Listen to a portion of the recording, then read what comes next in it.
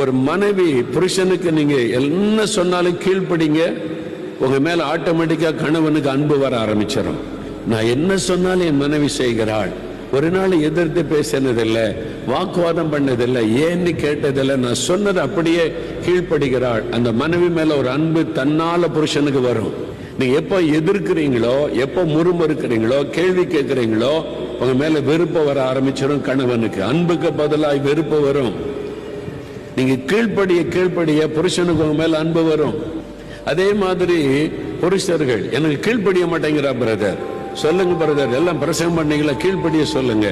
நீங்க புருஷ மனைவியை ரொம்ப நேசிச்சீங்கன்னா தன்னால கீழ்ப்படிவாங்க. கீழ்ப்படிங்கன்னு சொல்ல அவசியம் இல்லை. உங்க அன்பு அவர்களை கீழ்ப்படிய வைக்க. கணவரை மேல எவ்வளவு அன்பா இருக்கிறாங்க, எல்லாரையும் விட என்னதான் நேசிக்கிறாங்க.